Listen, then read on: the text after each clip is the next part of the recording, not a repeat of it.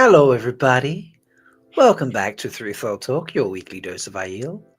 My name is Rob, your token Wetlander, and today I am joined by Melindhra and Root Mistress Leigh-A. How are we both doing? I feel like I'm on an airplane. I have no idea where that voice came from. It just felt funny to do in the moment. It was very soothing. Soothing? Oh, good. I'm glad. Soothing, very soothing. We need soothing after a rough episode today, so yeah. Yeah, that was a lot. That was a lot to explore. Yes, so much. Our poor So sweet much happened and traumatized nothing babies. So I know. So traumatized. So traumatized. Mhm. Except for Rand, for some reason. He seems fine. Rand is fine. Getting laid in his dreams. Playing with kids, getting laid. I feel like finding Rand his is... people. Rand just sort of like went through all that and was just like, yeah, I'm gonna fuck everything up. Okay. You know? Yeah. I love that for him. It worked for me. Yeah, he kind of accepted I am the, the bringer and the destroyer of everything. Yeah. I just feel like he accepted that very clearly and was just like, yeah, I'm gonna, yeah. Anyway. Yeah. I mean, when I meet a new child, my first instinct is to growl at them and chase them down the road. That's how I greet most children. I don't know if that's how you guys greet that. I mean,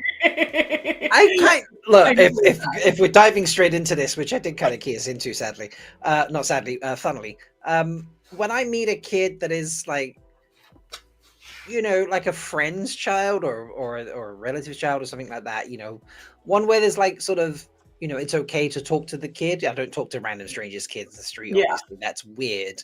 But like, if you know the adult who, is responsible for the child, it's Sure. okay to talk to the kid. I do often. I feel like I go like into uncle mode, and I goof around a little bit. And I have behaved similarly to Rand. Obviously, I don't show off dragons. I don't have any of those.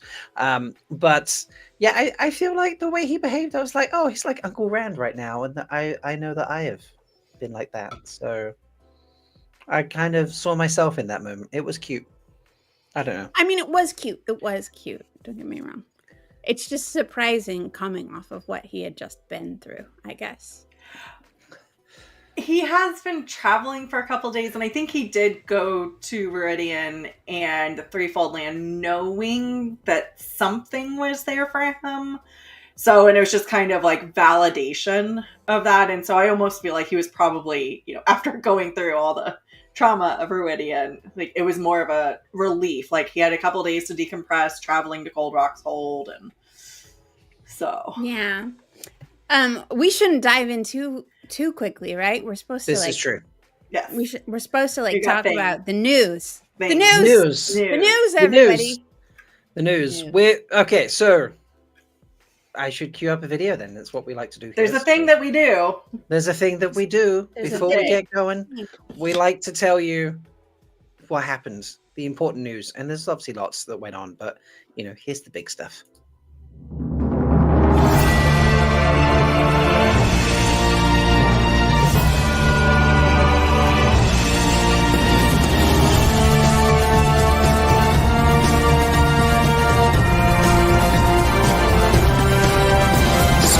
Brothers and sisters, it is time to cover up your face. For the wheel of time has news, and we shall dance the spears with it. This is the Daily Veil. I sometimes wish you could see us in the background when music and videos play, because we're all just going hammer and tongue, and it's great. I feel like I need to get my dagger. Yes. There we go. All right. Sometimes you just can't get the tip to work. There we go. Sounds everything like but the Wetlander. It is such a Wetlander problem. Fixed. That was really entertaining. Full extension on the dagger. All right. Look, sometimes you just gotta, just give it a little tweak. First bit of news. While we were speaking of Rand, he's coming to Europe, everybody. Yes, Yosha is going to come to Europe. ladies and gents, this is in 4 weeks. As a guest for the show Wheel of Time. So it's not like Raga who goes for the Vikings or other characters who go for other shows. He is going as one of the main characters of Wheel of Time, which is so fucking cool. It's about goddamn fucking time. Yeah. I love it. This is really cool. So this is at the East European Comic-Con, which is in Romania, which I don't know if you can see there. Let me do the Zoom thing. There we see. It would be at Romania's largest fairs venue, Rome Expo? Rome Expo? Rome Expo? Yep, that sounds good. Rome Expo? Something like that. He'll be there he'll be there the weekend of JordanCon. I was just noticing that. So if you're in Europe and you've got FOMO for not going to JordanCon, look, you got other choices. And I just made plans to be in Prague that weekend, so I cannot go and see That's Yosha. So much closer to Romania than any other part of the Threefold Land. This is very, very true. This is very true. I wonder how far is Prague from Romania? I don't know. I feel like we should Google that. Foldies, Google that and let us know. But someone else Google that. But you're not required, but you can tell us if you know. Somebody please Google that and let us know while we keep talking. This is fun. If you're able to go, you're not heading out to JordanCon or anything else, you've got a free weekend, go check it out and go meet Yosha. Why not? So should be a lot of fun. I wonder if they'll eventually announce other people from the Wheel of Time, because it's very rare that they have just one person from a show at cons like these. Usually they have a cluster of 2 or 3. Sometimes. Who knows? Yeah. I think it depends on the con. Yeah. True. So I feel like I did see. I know Mark says it's 13.5 parsecs from Prague. That's very Thank helpful. you. Very Thank helpful. you. Is that a unit of measurement of distance or time? It should be time. Parsecs is time, but cool. Well, that doesn't seem like that many. it's like 3 hours on Bella. Patrick says. Tavern actually comes in with a real answer. It's 725 miles or 1166 kilometers. That's nothing.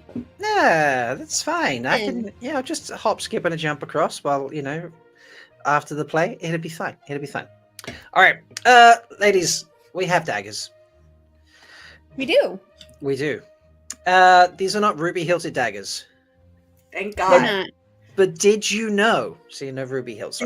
These will eat your souls in other ways. There we go. But did you know that you can get a ruby hilted dagger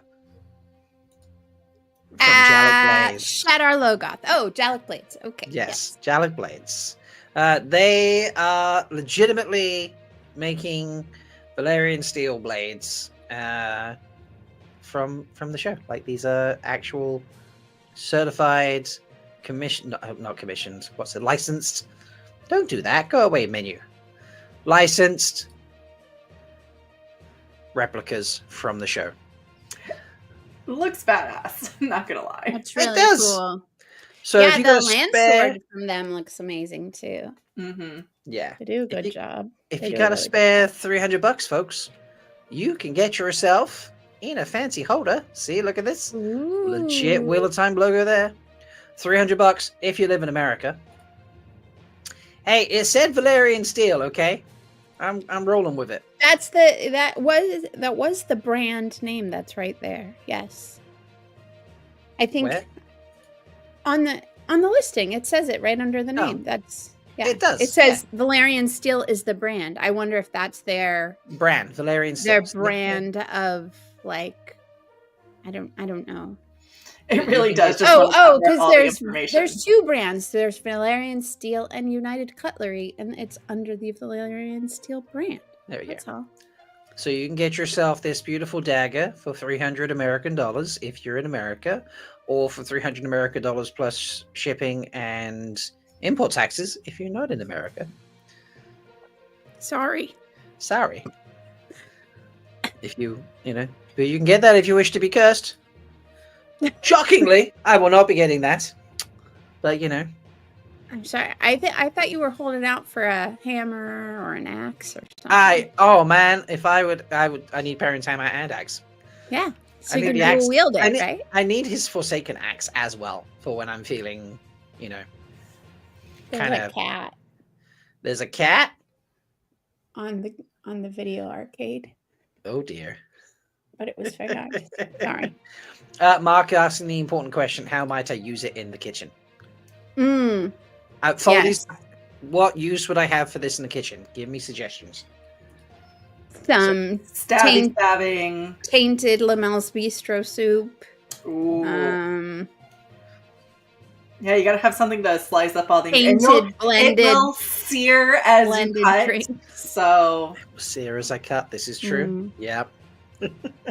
yeah, so you get a nice even sear on all the cut sides. If you want, you can duct tape it to the top of a long stick, so you can reach things that I might just far away.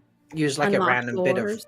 rag or cloth or something. You know that I hear that works pretty well. So Yeah. I mean, as all knowers of fantasy lore know, you can protect yourself from a tainted dagger with a small strip of cloth. yes, that's how this works.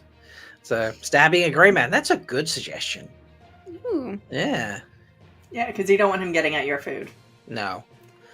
Like whatever that black stuff coming out of his mouth, you do not want that in the kitchen. But you would make Malkier one of doesn't those... share food. You would make one of those like conundrum, issues with like a two different types of bad taints on top of each other, mixing in the twain unhealing wounds of the gray man. But the gray man itself is a separate form, like the entire gray man. Seriously lost any appetite I had. Yeah, we're not hungry anymore. But that's okay. Aside from that, folks, there's just obviously loads and loads and loads of behind the scenes stuff being oh my god, Light Blinded Fool, that is a winner right there. That is the perfect juice for that dagger, stabbing the people that send their food back. Stabbing the people that want a well done steak. Rob's like, I feel that. Oh yeah, I feel that. Those people don't. No. Yep. There we go. Perfect juices. So, and if your food is great, you should probably check the date. I love that. That's generally very good advice, unless it, is something that's actually meant to be grey. But still, like, maybe pay attention to dates on food anyway. Yeah. I mean, some of them are flexible, some of them are not. Learn. I once went to a place where fantasy becomes reality in Florida, where there's lots of castles and like dwarves and Snow White and stuff. And I went to this restaurant that was themed after Beauty and the Beast. And on the menu was gray stuff. Gray stuff was delicious. Was literally on the menu, and you know what it was not? It was not delicious. It was not delicious. Oh, it was not. It was don't try the gray weird. stuff. It's not delicious. I did not enjoy the gray stuff. Oh. But it was on the menu, which I thought was funny. Yeah. That's disappointing. Yeah, every plate came with gray stuff. There's two descriptors about that item. It's gray and it's delicious. Yeah. It shouldn't be that difficult to achieve that. It was, I mean, you would think. But no, it was, yeah. I honestly could not describe what it tastes like. It was so strange. Wow. That's disappointing. Jinx. Yeah. Jinx, yeah. Was it Jinx, you owe me a Coke or something now? Yeah, sure. See, you didn't believe the dishes. So. But never mind. Leigh-A, why don't you give us an update on how we are doing in the Wheel of Time Fantasy League draft? Oh, shit. I think we're still in second place. So, even though last week was pretty much all about the Aiel, we somehow only came out with positive 4 points. What? Yeah. Are you kidding? I did ask that because we have Avienda and Rand on our team, and I contended that there was mutual flirting as she was getting ready to leave Rhuidean, and of course everybody poo-pooed that, and I was like, so but the commissioners are looking into it, so we might get double flirting points on that. Okay. But yeah, like there wasn't, our players didn't channel a lot, and I mean, yeah, Rand doesn't. I mean, Rand cut someone's face off. So that was in his vision, and it wasn't him. So what? Yeah, we didn't get credit for all of those because it's not Rand; it's Rand's ancestor. So it'd be like saying, and I actually did agree with this. It'd be like saying Tam got points for anything Rand did, or Morghese got anything that Elaine did, because it's, you know, their children, their ancestors. So we didn't draft the actor. We drafted Rand. But I think there was a little bit more intimacy than the commissioners were counting. And the commissioner's wife is actually also a co-commissioner, and she's on there. She's like, I'll go back and double check. Don't trust him. He doesn't know what flirting looks like. And Rebecca Sadai is also going to go back and look at it. So I both thought that's not how ancestors work. Yes, yes, that's not how ancestors work. So. And Matthew agrees with us. She didn't call him Wetlander in an insulty way. This is true. She didn't. No. For the first time, it was very flirty. So, yeah. So, all right. But yeah, folks, obviously lots of behind the scenes stuff out there. You know, just being posted constantly. So many updates left, right, and center. I don't think my Instagram's ever been this busy. It's amazing.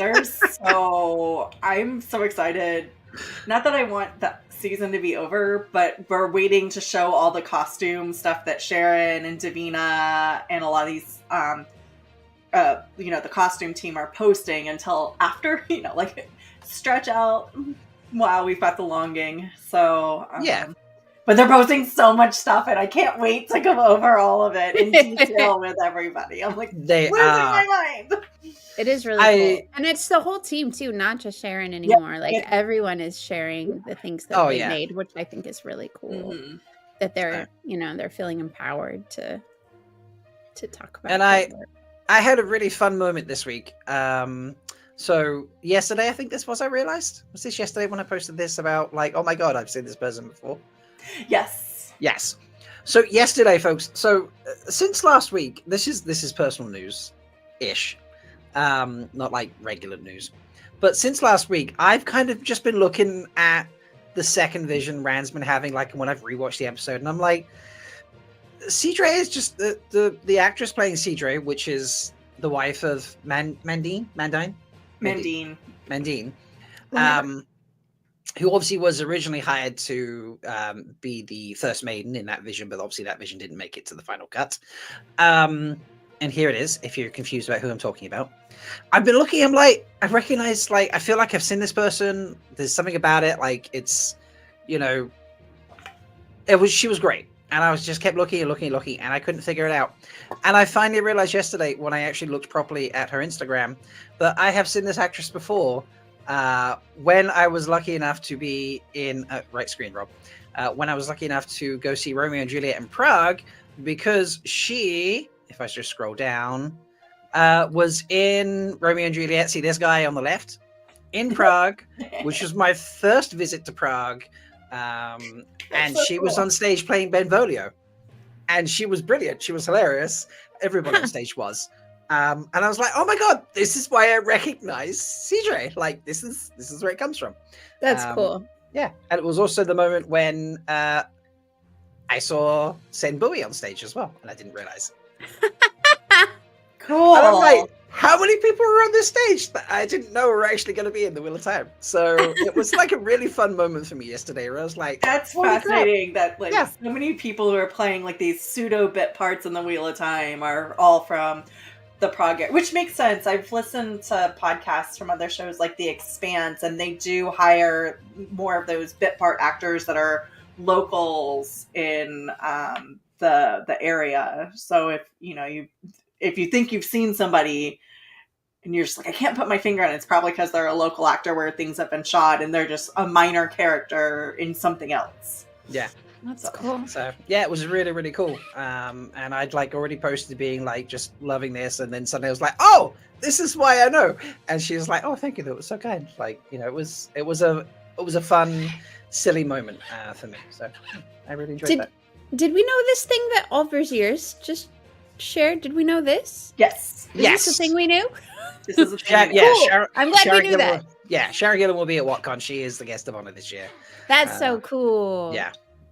I love that. So, yeah, it's been a fun week, but I think we need a palate cleanser, and then it's time to talk episode. So, here's your palate cleanser, folks. Enjoy some butt rock. Maybe I'll give you some audible assistance. Butt rock. That feel good? Oh. Yeah, Yeah. I love it. My baby girl. Just mix it up a little bit for you as well. What's in there? What's in there, Leigh-A? Stabby affirmations. All right, this is a good one for this week. I own this shit. Love it. That's good. That can be taken multiple ways, right?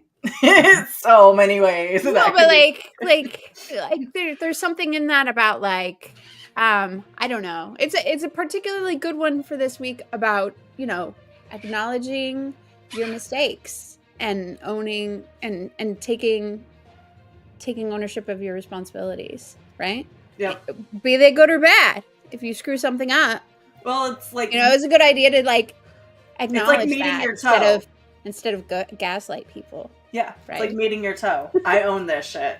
Yeah, but it could also be like in the affirmation way. It could be Yes. taken in a different way too.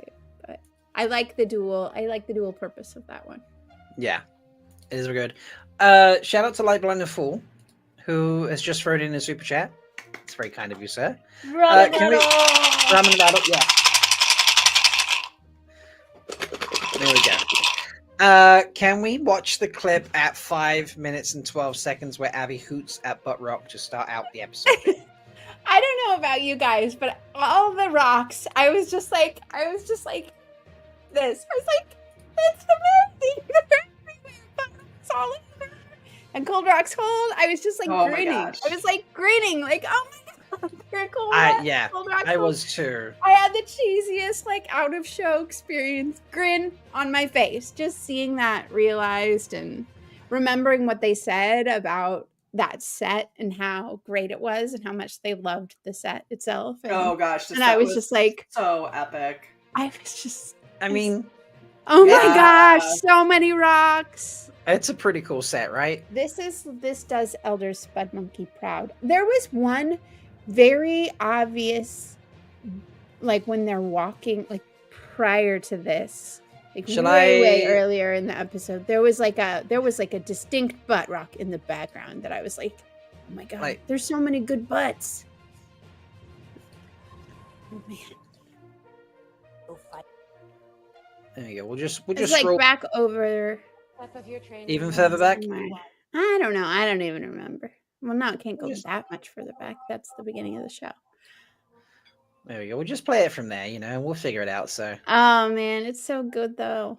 So many butt rocks. I can't really. I know I can't really take credit for it because we're all drawing from the same source of inspiration. That one right there. Ah, right over Rourke's head. oh yes, That one. and there's a little one just on the right as well. So Yeah. And there's so good. it's very, very cool. There's so many good butts. There's butts everywhere. It is pretty awesome. I love that this sort of I'm gonna play it. Let me turn off the sound. This imagery here when it first comes into the Threefold Lands. It come on when it play here. This feels so similar to our original intro. Yeah. I was just like, what? Butts. I'm sorry, Butts, I'm butts, distracted butts. by butts again. And to anybody who's done Goblin Valley, as you're walking through it, I feel like from overhead it wouldn't necessarily look exactly like that, but No. as you're walking through it, it does have that like lots of rocks, and there's you can see paths winding through. Yeah, it's and very so- and similar. Goblin Valley is where our butt rock is derived from. Mm-hmm. Mm-hmm. So And then okay, yeah, let's watch Light Blinded Fool's clip. Let's Yes. make sure we play that part. But because I have a comment related to that, I think Yeah, 1 to second. the lore of Butt Rock continued since we're starting with butts. I All right. like big butts, and I cannot lie. Here it is. Just yeah. We still need to make a butt rock parody of that song. Yes, we haven't really done that, have we? Well, they just gave us a whole bunch of footage. I know, right? Yep. So much footage. That right there is that must have been what he was talking about, because she looks at the crack and hoops. Yeah. I feel like we need to like replay There that it with is. That a little crack. bit of sound. I mean, I love the hooting anyway. It's so joyful. Big giant butt. Okay, pause it. Pause it right here. There. Pause it right here. Okay, so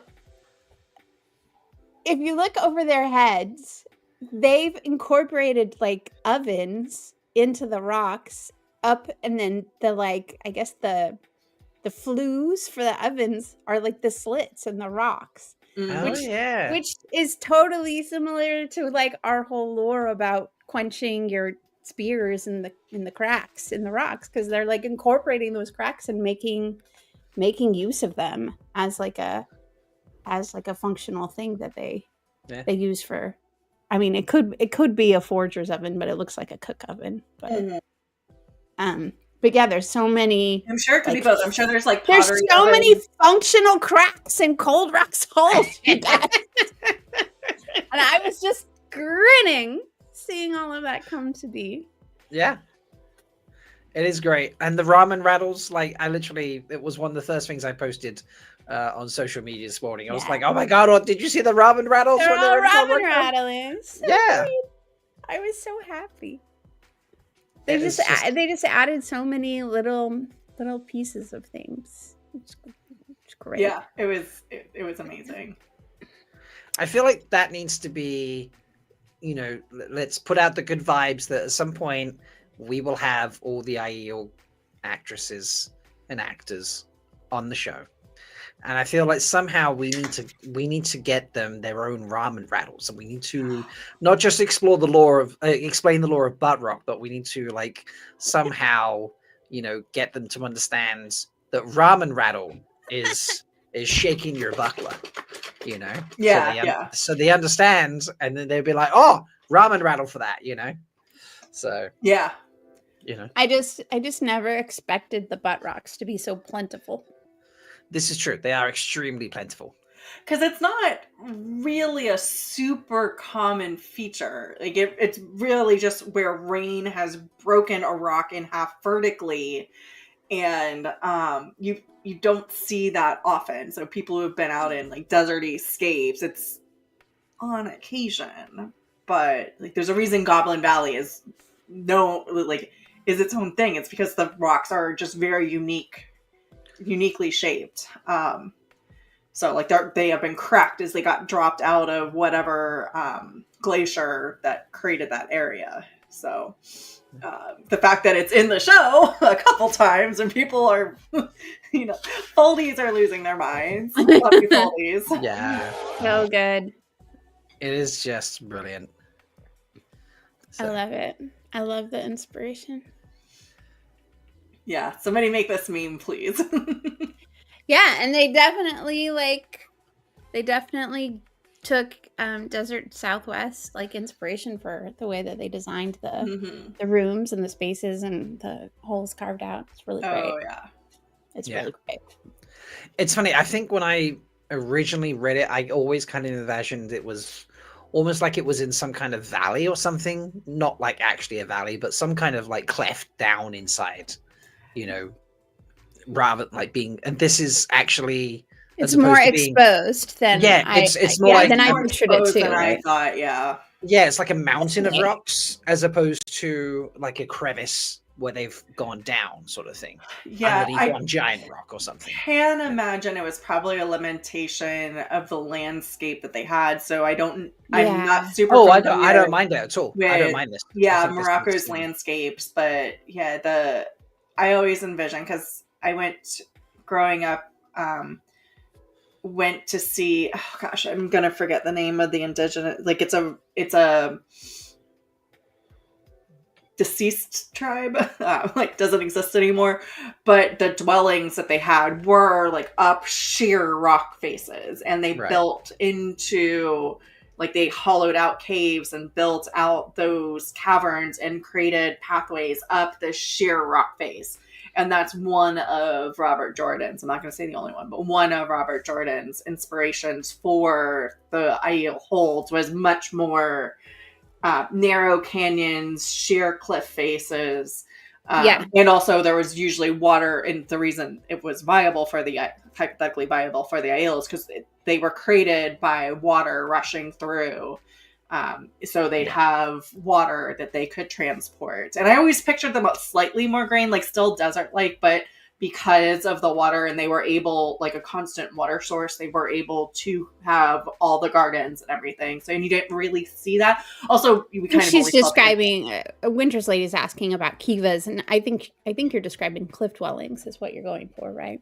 Yes. Yeah.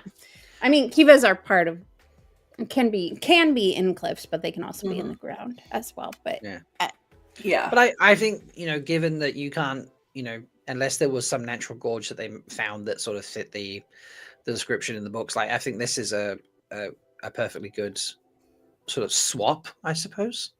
Yeah, I mean, for like a set that they built, that's what I love about it. Is like they built this set, and they didn't go and find a location. They didn't fly everyone to America, to go like live in the desert Southwest slot canyons and find those places that exist there, but they built like this fantastic set for everyone to navigate. It's great. I think it's great. I think they should rebuild this, and it could be the tourist spot afterwards. Oh my god. Oh my god, that would be so fun. I would pay vast amount of money to do an overnight camp in Cold Rock Salt. It kind of gives me like Mos Eisley vibes. Yeah, but in a good way. Yeah. I don't think they're copying, but it gives me those same vibes. If Mos Eisley was more condensed, I suppose. Mos Eisley it's slightly tighter, but yes. But they get the colorage and I love the twists and turns this all has in everything. Yeah. So very cool. Very, very cool. Yeah, Mel, I think Patrick agrees with you. The Star Wars section at Disney World. Yeah. I think we're vibing the same way. Definitely. It's so great. It's lovely, and it's just I almost didn't expect them to even like make Cold Rock's hold. Like I did not expect that to make it into of all the things that they had to include this season. I didn't expect it. Yeah. And we got the Roof Mistress. And we got the Roof Mistress, and we got polyamory, and we got all that stuff, and just like natural. Oh my gosh. I think that's a little further. Yeah. The thing that really got me, let me zip back a hot second. No. Yeah. You're a little past it. Yeah. The cute kid runoff is actually reading. So, like, this is awesome. He's asking. Yeah, he asked. I'm so upset that wasn't me. I mean, can we? I'm sorry. We need to play it. We need him saying you need the sound words. Yes. Okay. Sorry. Leave to answer your apology. Yeah. All right. Here you go. Because I feel like this is the first real full Bjorn we get in the show. I've got my Daddy Davram The bracelet that Charlie resonance comes made. out right here.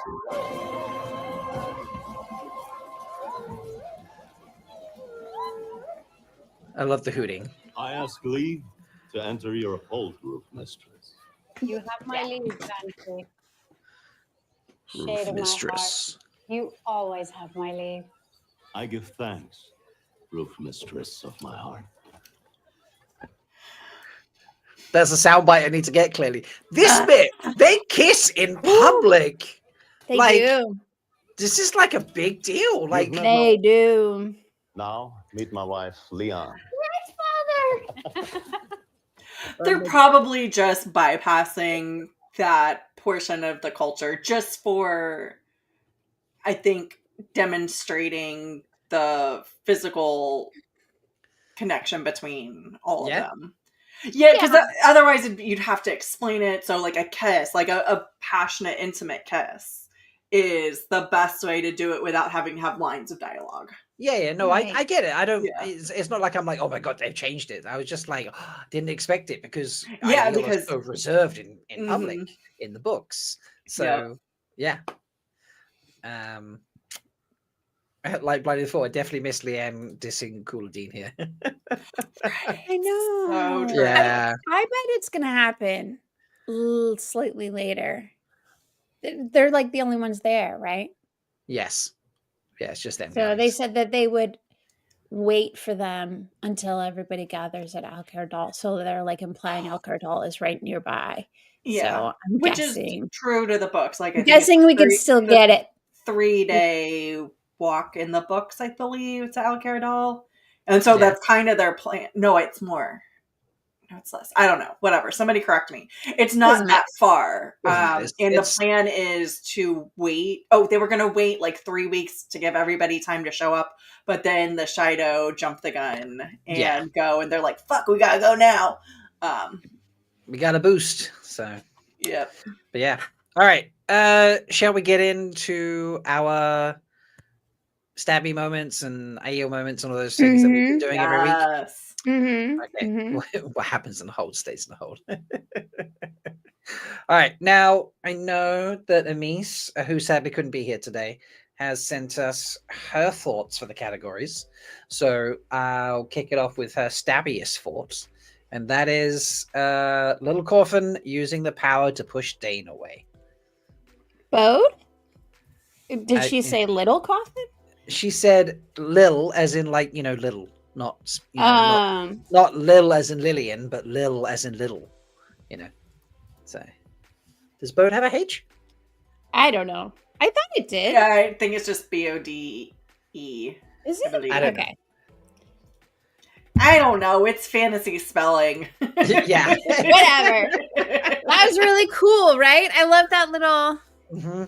It was great, although I mean, it wasn't great, but it was good to have that moment. but it's the perfect example of a first channeling moment where you're doing Yes. something out of an Absolutely. extreme emotion. And unfortunately, the ultimate outcome of this is not very good. No. Mhm. So, not like Nynaeve healing Egwene's breakbone fever. Yes. Yeah. I mean, not everybody can have a epic debut, I guess. Oh my This is god, true. Patrick, shut the fuck up. I would like to I put love you, forward Patrick. a stabby moment, stabbiest moment. Yeah. Fail. Can we remind everybody what stabbiest moments are again, real quick? All right, so stabbiest moments are moments that are like, physically stabby, verbally stabby, Like a fight or a battle or a duel of some sort. yeah, So- a duel of words, a duel of knives, a duel of spears, it could be verbal or physical stabbing, basically, is what we're going for here. So, or magical something where stabbing. Aiel would be like, yeah, you did good. Exactly. So mine is Fael whipping out Where the we daggers. rattle our spears, where we Yeah, round where and we- rattle. Where we'd ram and rattle. Fael whipping out her daggers and taking on the white cloaks. Yes. And sort of connected with that, when she threatens Perrin, and then Bane and she had simultaneously go, and she comes too. Yeah. And her, yeah. And In her, yeah. perfect synchronization. So. Yes. So, Is that a yeah. hand talk of the week? Or no? Or is that a No, He's just nominating two, Okay. which is All right, his. You're totally which is allowed his- to do that. He's allowed. Welcome, Brittany. You are correct. Just leave it for Aiel. She's always the stabbiest. Yes. She's pretty stabby. She's I, extremely- did anybody else notice? And I don't know. I mean, I don't know if this is true, but like her fighting style and Avienda's fighting style from Avienda's intro were so similar. Like they're the same moves. I wonder if it was the same stunt double. You know, like the way that she moved and the way that she fought reminded me of Avienda's intro fight from season 2. It's very Interesting. possible. I loved it. It was great. It was pretty fun. It was. Fantastic. She's just Um, hamstringing them all. right. Okay. Do we have any nominations in the chat yet? do have What one. are your favorite stabbiest moments? We have Lanthier emotionally stabbing Egwene's heart in the I fight. love it.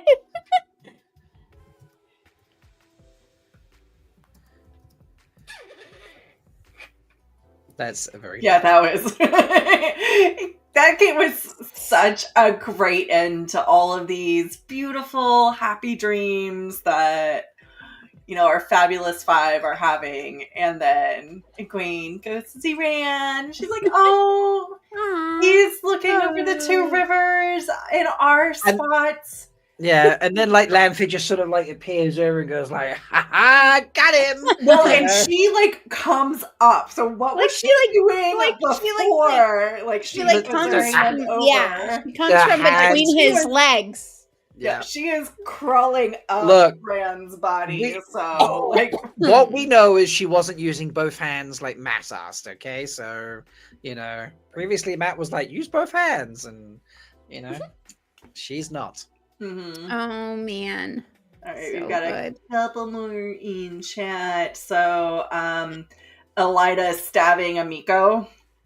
So slashing that bitch's throat. Yes, I'm so sad about that because the Amiko actress is adorable. Oh my Yeah. gosh, And absolutely. she's a big fan as well, isn't She's such a cute fan and such like she's just been like I forget her name. Do you guys remember her name? But she's on Instagram and she's just like cheering for the show the whole time. She's great. Yeah. It's yeah, she's great. I'm sad we lose her, but she was Yeah. great while we had her. Yeah. Oh, Iris man. is also confirming that that's one of her favorite stabs. Love it. And Love then it. we have also in that same scene, the gray man stabbing Elida. she? That scene was such an emotional roller coaster. Like It was. Elida goes full potential Black Aja, just killing the fuck out of people. Against It's funny. all. I've seen people debate, be like, "How could she kill them? Like, is she because like?" they're dark friends, And they're I'm like, allowed- because that's- they're Black Aja, that's Yeah, allowed in the clearly. oaths is to kill dark friends. I don't. Yeah. I totally. As soon as he came out, I was like, "It's Jai Champ." Yeah. Do you want to stab Jai Champ? I'm sorry. Did Lila Costa just enter the chat? Like, That was really creepy. it was really creepy. It was.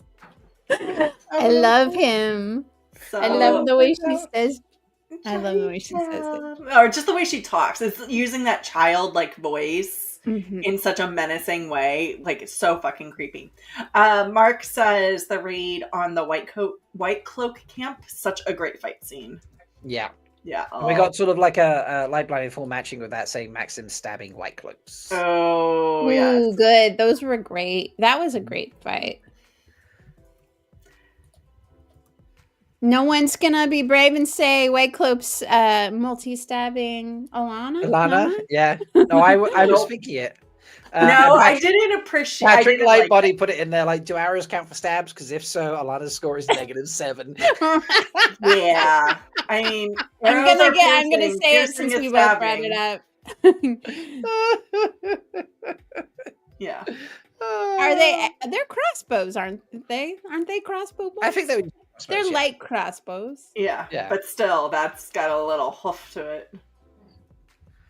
So, yeah, I wonder who had pincushions to die on their bingo card. I was inspired by Light Blind Fool's comment in chat. So. I freaked out so much every time she got hit by an arrow. I was just like, Here's the funny thing. I was so engrossed in the moment. I often, as you can probably tell if you watch my reaction videos, folks, I often forget that I'm recording myself, and I get invested in the moment. And because, which is good. yeah, and because my mindset is like, I know I need to be, I'm not putting anything on, but I need to, rather than just think my reaction, I need to verbalize my reaction. I had to cut out most of the Alana reaction bit because I just went, shit, and I just said it like 5 times in a row really loudly. And I was like, I was watching it back. I'm like, well, I guess the patrons are the only ones seeing that, because there's no way I'm getting away with saying that 5 times in a row very loudly and very clearly. Alana greater than Boromir. You should cut that out and just make that like a quick TikTok, like the side by side of Alana getting hit again and again, and just shit. That's literally what I did. I was like, not sure that one's going to slip through YouTube too well. I already know that I swear a lot, but that one might be a little much. Like, the occasional one in and stuff like that. Yeah, fine, but very clearly in a singular just sequence, uncut. I was it was like I put in half the first so you knew what I was doing, and they just cut away completely. I would like to nominate for a verbal stab to put us back on track, Elida calling Swan river trash. Oh my god, right? Seriously. That was brutal. Mm-hmm. Yeah. It's just crazy. Yeah. They mean. Yeah. Elida gonna Elida.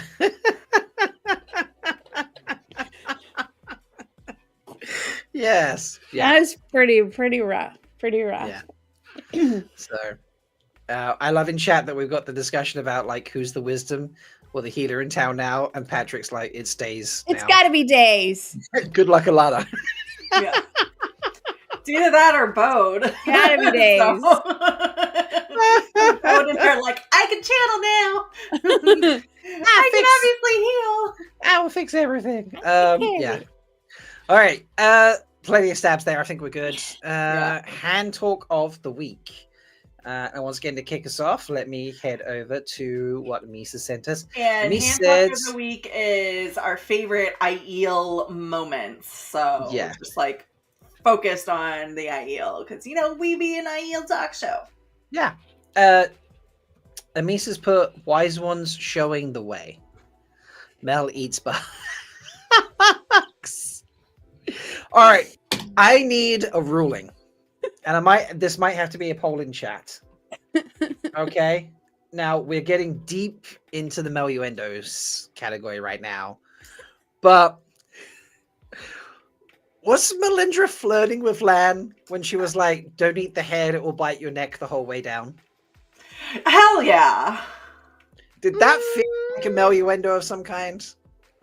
I totally it could have been taken that way. But I think she's also just a very flirty person, because in the sweat tents 2 episodes ago, she was flirting with Moraine and Lan, and I'm sure she, like, if we had done a little cutscene, she probably winked at Egwene too. So like, she just wants to put herself out there for everyone.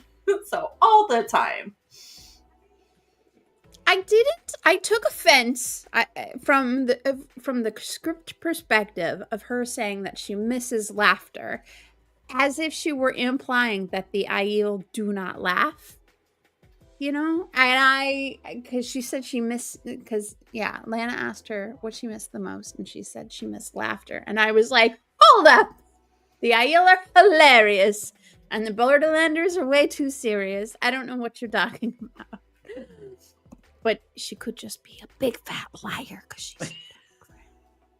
She could be. This is true. I haven't seen anybody else talk about the fact that she killed those Tinkers. Now, I have heard people mention this. Besides me? Besides you. I was Oh, good. listening to Delve in the Chronicles podcast, and they were talking about how the suspicion was on the Shido. I'm sure one of them mentioned, but wasn't Melindhra up there watching it all?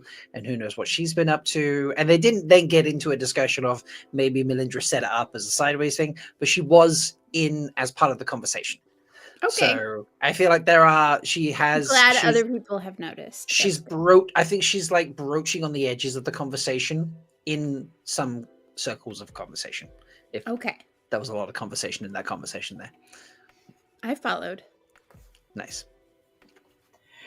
This is where I would put the and her from Bane and She, or the Bane and Shead saying the same thing at the same time, essentially, because that was just like such a first sister thing to do. Is like people who spend so much time together, like you can tell that they've obviously got maiden hand talk in which they can communicate, but people who know each other so well can just like glance at each other. They start thinking the same. So when you start saying the same things at the same time. Yeah. So that was one of my, I was just like, yeah. I love it. They've done it a couple times so far. Oh yeah. So that was show. Or just complimentary sentences to how the other one is behaving, such as when she adds, I must follow you, I have, to meet, and it switches to Bane, and she's like, I go where she goes. I follow her, yeah.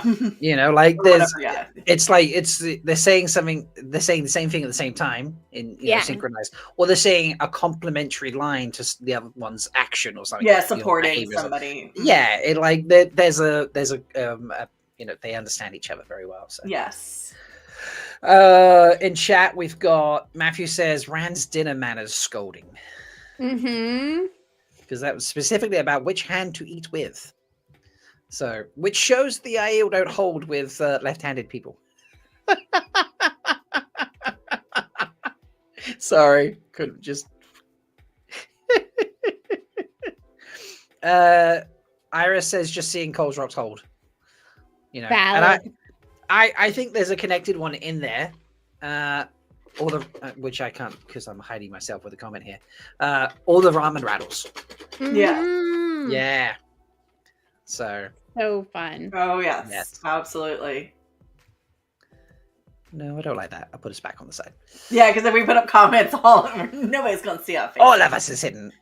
Brittany says the 3-person super healthy marriage. Oh, yes. I love that. Yeah. Yeah, we did touch on it briefly before. That it's just the physical demonstration of a loving marriage. And then the conversations that ensue, oh, you Wetlanders don't do this, huh? No. Which is not necessarily true, but I guess Rand hasn't spent enough time with the Aes Sedai and the Warders. Whereas if Nynaeve was there, she would have probably had a different reaction. Because she did spend a lot of time with specifically the Warders, but that whole conversation. Abby just speaking more during dinner than we've ever heard her speak. Love that. I appreciated that it I think during that dinner she was legitimately trying to stay patient. You could see her trying to keep her patience and for the most part succeeding. Which I thought was pretty funny. Yeah. I also think it shows her sassiness that she's following the Wise One's directions to the nth degree. And she's like, well, they told me I'm going to do this, so I am just going to bombard him with everything. And if he doesn't get it, it's his fault. Yeah. Yeah. Melaine saying cannot. Oh, that was so good. Mm-hmm. She's growing on me a lot. Yeah, Melaine. honestly, I liked her initially. Kind of kind of my favorite wise. I'm a sucker for that grumpy character that, just doesn't have patience with people. I was like, oh my god, it's like my idol. And so like Malene is definitely my favorite wise one, has been from the start. Oh my gosh, she's so good. Oh, sorry. And she keeps posting on her Instagram. She keeps posting like reactions that are like, "This is Malene's happy face." And things. Yes. It's just like, yeah, and it's so funny because in her regular Instagram post, she's always smiling. But then as soon as it's Malene, she's like, grumpy face. So,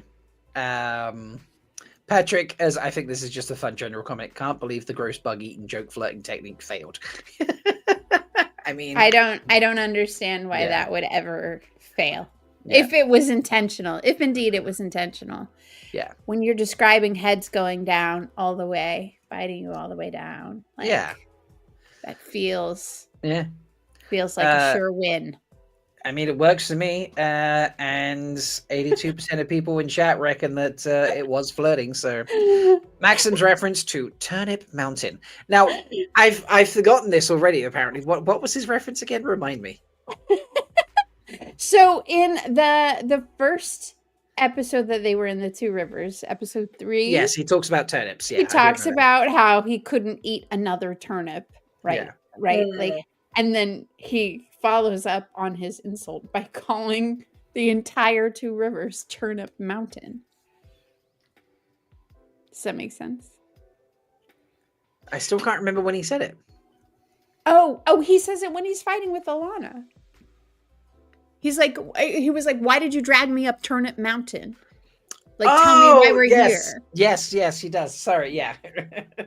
I did not pick that up at all. Yeah. It was just like a funny little dig in their argument. Because he's just so pressed. Like you could tell that, like, we all thought that it was Alana who was like the foodie, right? Because they're like constantly feeding her. But come to know, season 3, it's actually Maxim who's the foodie the whole time. He doesn't like the bread. He doesn't like the turnips. He cannot. Do you think if Maxim had an Instagram account, he would be doing like those sexy baker reels? Oh yes, absolutely. Posing with the food.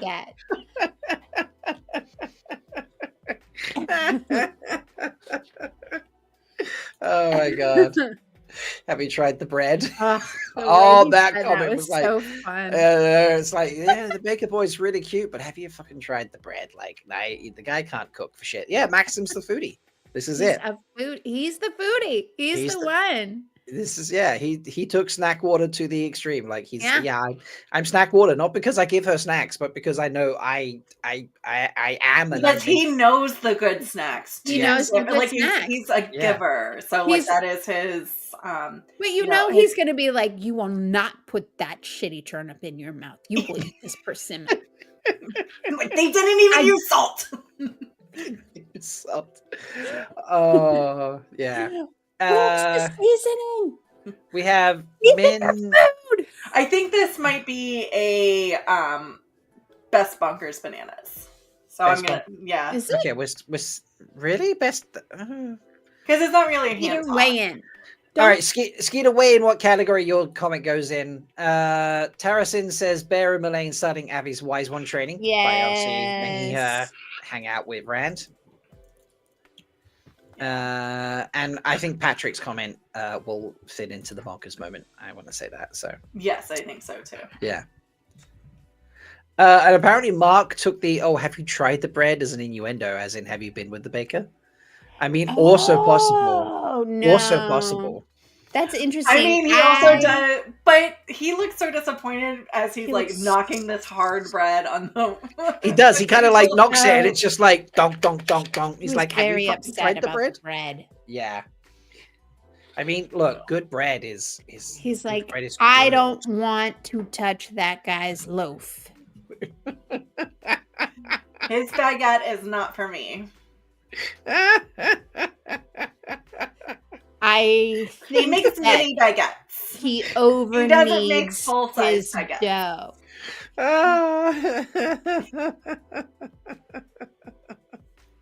Yeah, you don't want to over knead the dough because that is just probably not very comfortable. Yes, this is true. Like, too much rubbing is probably not the thing that you need. Yeah. The bread doubles as a hammer. Nice one, Iris. Okay, honorary Stone Dog moments. Do we have Stone Dog moments, folks?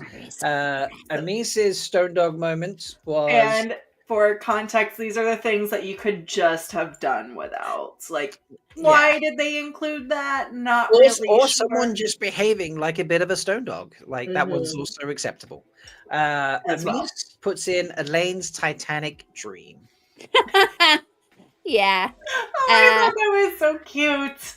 It was very cute. Yeah.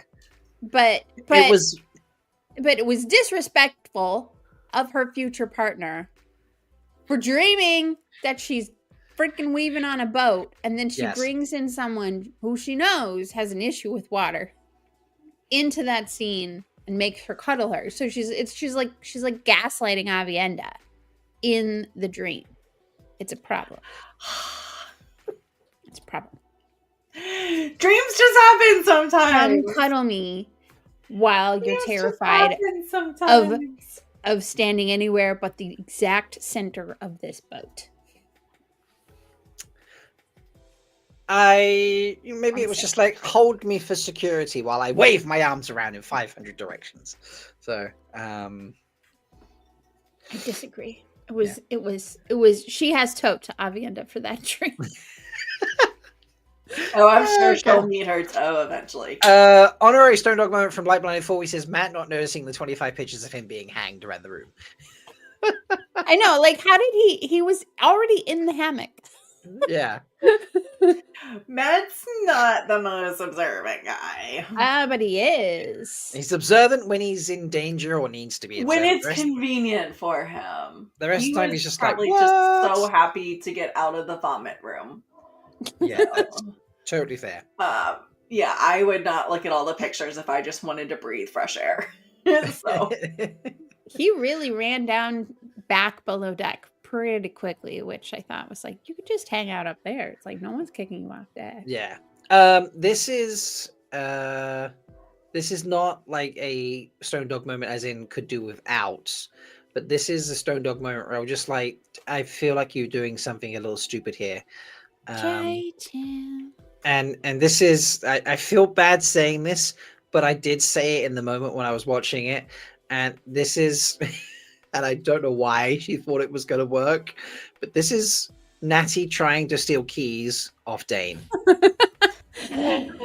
It was like, so she moves so clearly within his eye line, you know, even just like, there was not like a slight stretching of the arm. It was like a full body movement. I'm like, how are you expecting not to be seen right now? You know? So that's not a could do without it. It was he's drunk. Yeah. So mine is actually related to that. I took objection to the entire Two Rivers party rescue party just walking. Even though there was fog, they were still just walking through the middle of the camp. Like there was the only person who was even in like a sneaking position was Aiel. Everybody else was just waltzing through the middle of the camp. The Aiel were a little more sneaky, but not like not really. Not as good as Aiel was. I will say that. Yeah. I feel like when they sort of like huddle a little bit and hide away, quote, I feel like the white cloaks that appeared then had been drinking, kind of felt like, you know, they were a little bit like rambunctious. Yes.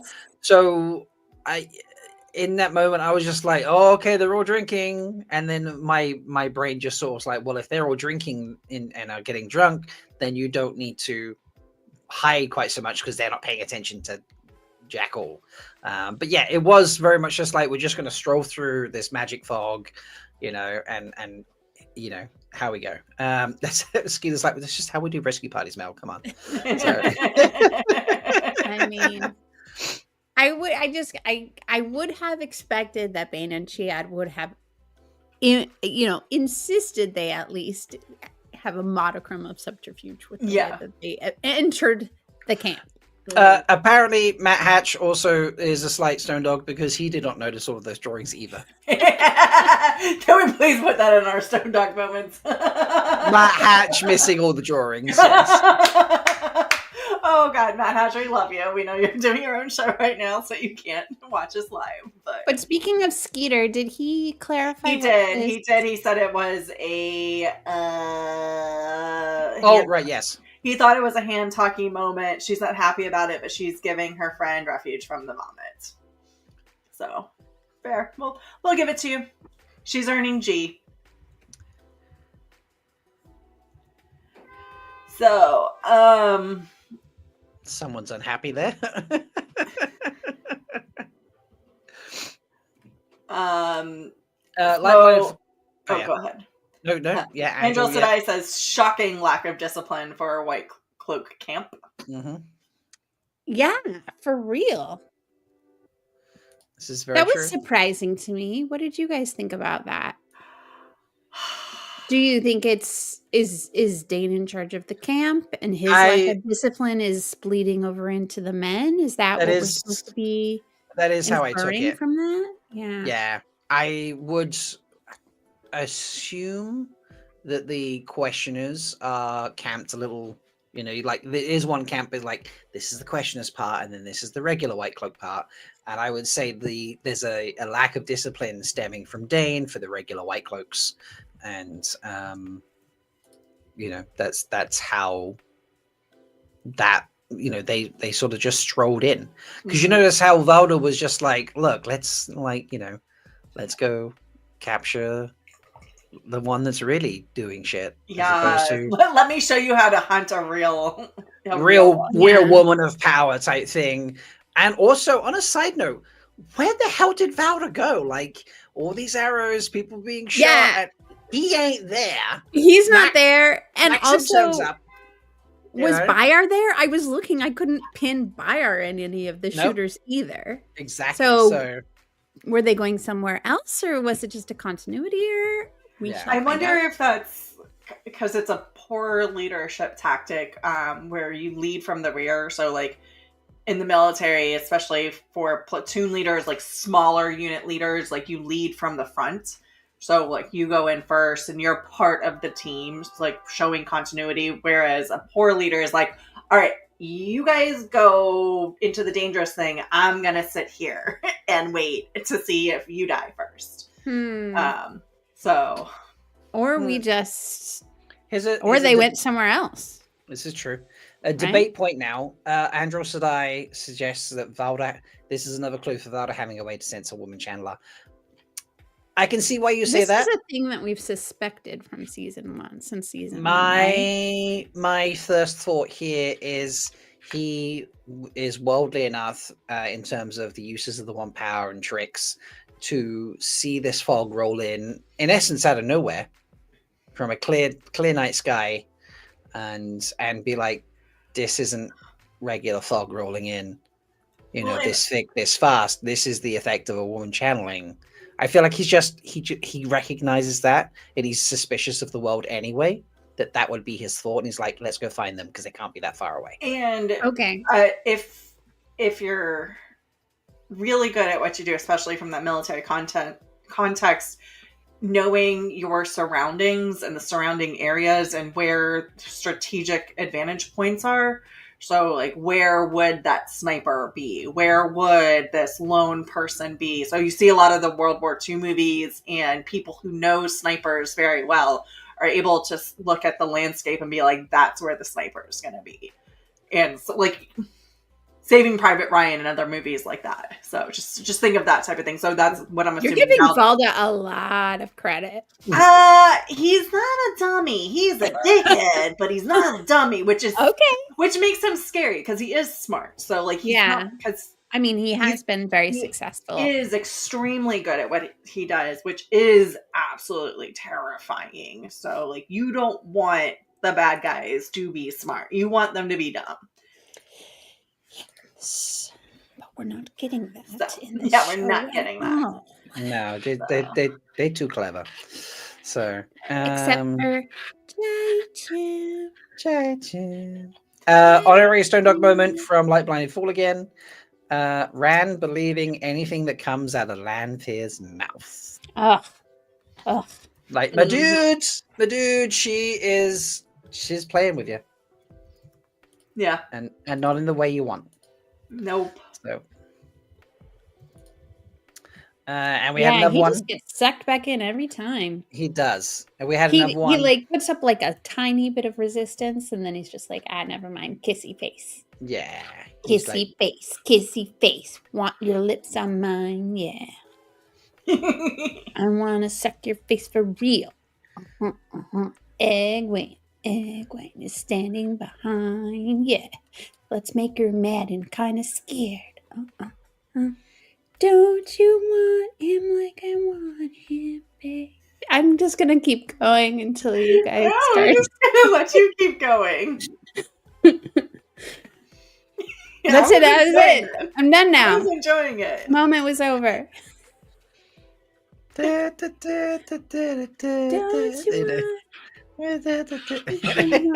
Somebody write that down and make it into a parody song. Timestamp. Clip that shit. Okay. Oh. Best bonkers banana moment. Now, this is a moment that just sort of wowed you, blew your mind, was crazy, was bonkers, was bananas, like just anything in that sort of category. And we're going to kick it off once again with Amises. Amises puts the VFX moving into the dream world and from dream to dream.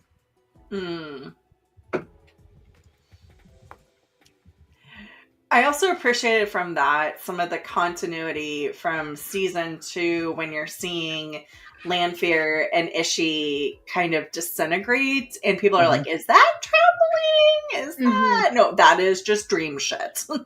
Yes. Yeah. I love that they're being consistent. Mm-hmm. I appreciate that very much, because I know there's like always this temptation to like do it differently from season to season, but they're sticking with their choices, which I appreciate. Yeah, absolutely. Your Long Shadow, sorry, not Young. Your Long Shadow's coming in with the with one I was going to pick, or in the beginning with those patterns, and Tarasin also coming in with something similar. Yeah, the weaves was kind of gorgeous. Absolutely incredible. And I was like, it was so cool. I'd seen the little clip when I did the Rosamund Q&A earlier in the week live stream, which was just really, really great to see, where I talked about that. But I didn't see the end where you just seen how much of the desert she'd sort of dug up into this huge wave pattern type thing. And it was just like, what the? Yeah. That was really cool. I think I thought the weaves were cool. I loved that, but my personal favorite part was like how like she like was like, it was like pulling away from her, like she couldn't control it. It was so strong. She was just like getting flung around by this tiny ball. That part I think was my favorite part of that whole moment, was just that it was just like, it was like overpowering her. She almost couldn't handle how much. And just, the physicality. And there was no, you did not need any dialogue in that moment. So like between Rosamund Pike's, just the physicality of her acting and all the VFX that accompanied what she did. Epic scene. Hello to Chief Cody, who is his phone. We miss you too, buddy. Thank you for hopping back with us. Some more bonkers bananas moments. The Windfinder dance with the Aurora weaves. Absolute perfection, those weaves. Seriously, like, what better style of weaves to have for affecting the weather than weaves that look like... And there's a couple of people that also agree. Your Long Shadows agrees, and Andrel Sedai also is there for... It was the Aurora weaves, but also the movement, like oh my gosh, the dance, like just like, oh my god, I'm so happy they actually hired a dancer to dance the weaves. Like, please, like we've been just like waiting for someone with like really good movement skills to be able to take that on, because you can do it quickly and still have big movements. Yes, still be effective. doesn't feel like you're gonna get killed because you're moving your arms at the slug's pace to get a weave out. Yeah, it is pretty fucking stunning. Really, So. really beautiful. That was a beautiful moment. Did you guys get the sense they were doing the like daylight as night effect, like the night for day effect thing that they did in the desert before Fallout? Like the color on that scene seemed wrong to me. They filmed it during the day and then put a filter on it. Is that what you're saying? Yeah. I can believe that. Yeah, like there was a filter on the camera to make it. I didn't like it. I was like, I want to see more of this. I want to see more of the sea folks. Like they're like, they're known for being like vibrant and colorful and all this stuff, and it's just dark. It's too dark. But actually, give me more of them. I just lost her name. Sharon. Wow. I forget Sharon's name. She did post some pictures of the Sail Mistress and the Windfinder, and they weren't quite as colorful. They were just about it. Like they looked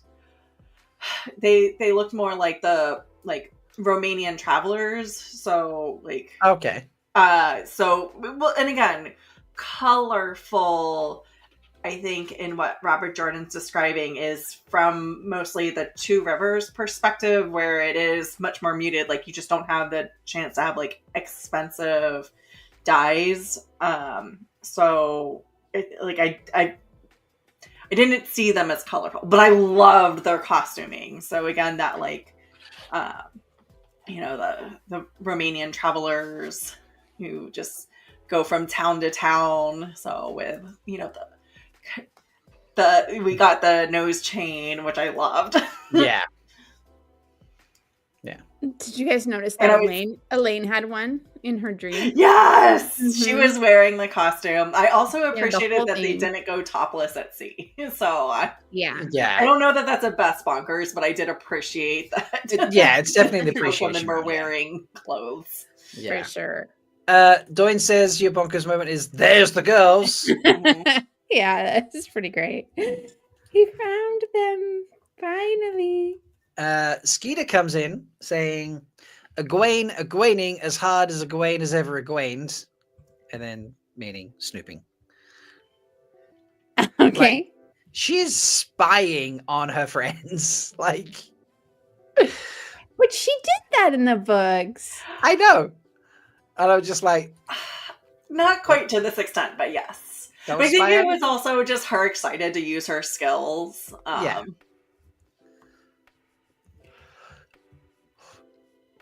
I mean, I got this sense because she called out for Nynaeve when she first got there that she wasn't trying to snoop at first, but then it just kind of like morphed into that. Like she was trying to visit Egwene in her dreams, but she failed because she saw that Nynaeve was having a really great dream and she didn't want to interrupt that. So then she went and just like watched everybody else's.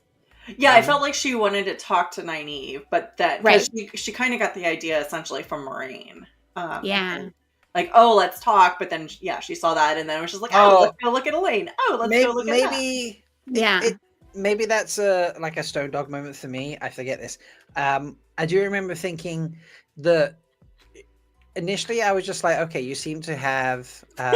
Sorry. Oh, jeez. I love Egwene. Don't get me wrong. There's no hate for Egwene. It's not hate. I think it was just it seemed very quick in the episode that she learned really fast. She learned really fast because like Moraine's like, oh, can you possibly take me? In essence, can you take me to Swan's dream? Yeah. And she's just like, maybe I'll see. It's very dangerous. Like I'll see if that's within my grasp. And then she does it successfully, and she's just like, oh. Dream to dream to dream to dream to dream. Yeah. Without any hesitation or problem, aside from obviously the very end where she's like, oh shit, my boyfriend's, screwing Lanfear. Do you want, well, I mean, I guess that proved it for her, right? It was dangerous. Do you want me to add that to the Stone Dog thing? Yeah, I would say like Egwene dream hopping, how do I word this? Learning dream hopping too quickly. I agree with that. Yeah, it was a little quick. And I kind of understand that they're going to have to do that for show purposes. Yeah. But like after one lesson, she's able to pull Moraine in and then go just hippity hop. Yeah, like Melaine was talking about like how she disappeared from them and obviously then bumped into Lanfear, and she's like, she tries too much too quickly. And I remember thinking, well, Melaine, you did exactly tell her how to do it just in that moment. You were like, just believe you're going to be It's that somewhere and you'll simple. be there. It's that simple. And she's like, okay, and tried it. And you're like, wait, you ran away. What did you do? I'm like, she did what you told her to do, Melaine. Like, you know, that one's on you. I'm sorry, you know.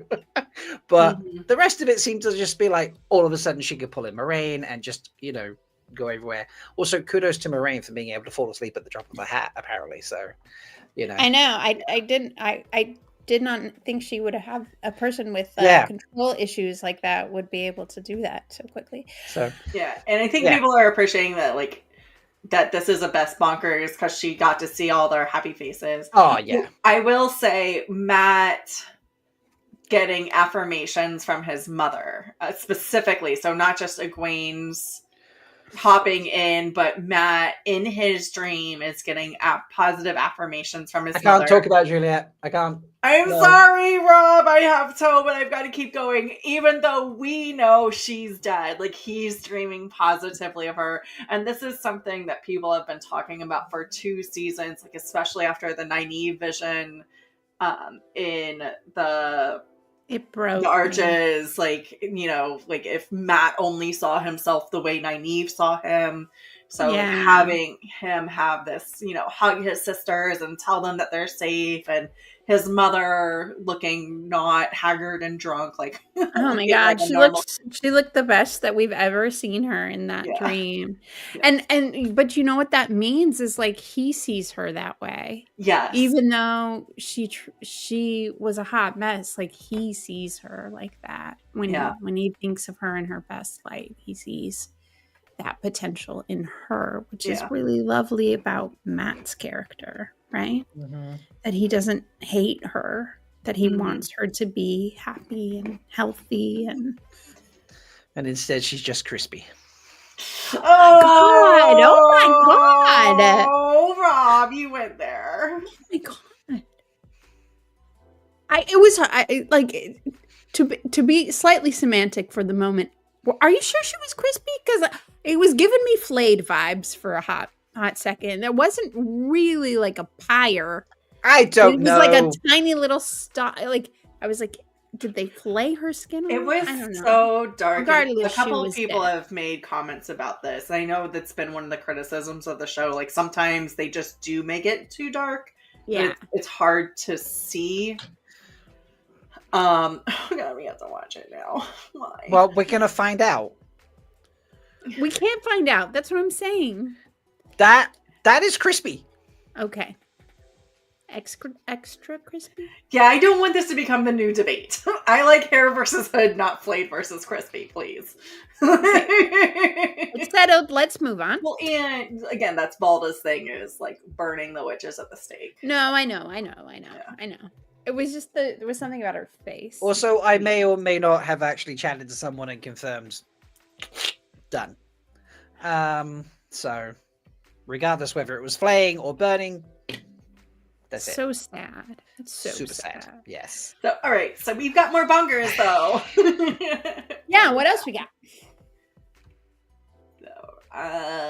So I love this one also personally, just because I'm a big fan of Usquai. Iris Fair says Moraine trying Usquai, and that scene was so funny because Lan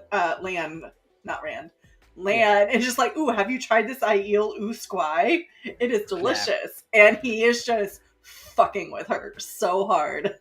It is epic. And then like he tries it, and even he's just like, "Oh, it is strong, isn't it?" You know, like his face is. And then she's like, "More." Yes. Yeah. Another. I did see it in chat. Hopper. Yes, there are a couple of Hopper fans. So Chief Wolfie. Yes. Chief Foldy, also Chief Wolfie, is very happy. Oh, what's Wolf Bravo 7 gonna say about that? Oh, I don't know. He's not 7. here. He's not here, so he doesn't get a fucking say. And then Mark also agrees. Oh, so happy, and I can also concur. And I was a little bit. I think a couple people have said that like they were hoping that Perrin would have seen Egwene in that moment, but then Aiel shows up, so I'm fine with him getting distracted with Aiel in the moment. Well, so I feel like I'm confirmed because I was very adamant that the blacksmithing in the full trailer was Perrin doing blacksmithing, and it wasn't this exact moment. But this leads me to very confident be like, yeah, I think I was right when we say that was him blacksmithing in the trailer. Oh so, yeah, for sure, it has to Yeah. be him. All right. So There was another BlueSky moment, so Love it. make sure that we're sharing that. So all the people who have all the thoughts. all the thoughts. All the thoughts. So Here's another one. Rhuidean basically introducing himself to a bunch of Aiel at the holds as the car by going "Rawr" and chasing kids around. Which we, at the beginning of the episode, our Mel confirmed that is her favorite way to also introduce yourself to kids. seems appropriate, right? I don't see an issue. Yeah, it works. Nothing wrong with that. Nothing wrong with that. So And then Tribe of Pugs. Tribe of Pugs new, by the way. I don't think I've seen Tribe of Pug before. Aw, So thank you. welcome. Welcome. Welcome to chat, even if you've been here for a while. so. Ramen Rattle. So, Moraine's White Fang approach to Suan. Now, I don't understand this reference, White Fang. Please, do we know what this It's reference a Robert Frost. I mean, from context, I understand, but like White Fang, I don't get itself. Like, is it? yeah. Tribe will have to specifically go, but it's a Robert Frost story about a guy and a wolf up in, I believe it's the Yukon tundra, and I don't know. I don't know the reference, but Like I say, I get it from context, so that's fine. So Iris says, my son has been complaining to me that my fandom has breached containment. He is now sending me what memes. Yes, that's what Love we that. want. So apparently it's Jack London, not Frost. So oh, thank you, Jack London, not Robert Frost. yes. That was where did Robert Frost come from? And Megan asks, did we lose our minds with the rattling as we entered Cold Rock's hold? Yes, 100% we did. yes. I was just like, I actually said ramen rattle in my reaction video. I was like, ramen rattles! You know? Oh, that's right. At the end, he throws his rocks at his best friend to drive him away for his own good. Right. There we go. That's right. That's right. Oh, that's why I hate that story. That's why Thank I you. hate that story. Thank you, Tribe of Pug, for giving me the full context of the story to match the context from the episode, obviously. But yeah. Lovely. I think we're nicely filled out here, so Yeah, it's. And Yeah, I it's good will. lit. We will try to get these out. I have toe because I was not well this week and did not get it out on the BlueSkys, but we will get those out. We'll get last week's and this week's out, so everybody that's fine. can see them. Is there any moment from the episodes we would just want to talk about in general? Because I feel like we've done Besides well all of them. with all There's of so them. many. Like, there was so much that happened in this. Can we talk a little bit about Maxim and Alana and the way that they're handling that grief journey between them is just so well done. It's so good. Mhm. Like, they're going through all the stages, you know, Yeah. but like independently, but with each other. And man, Yeah. I really appreciate the illustration of it, and I appreciate the whole fact that it is a big giant foreshadowing thing, Mm-hmm. Mm-hmm. and it's just prepping you, right? And I love that. I love it. I love how the lighting in this scene is just very green as well for me.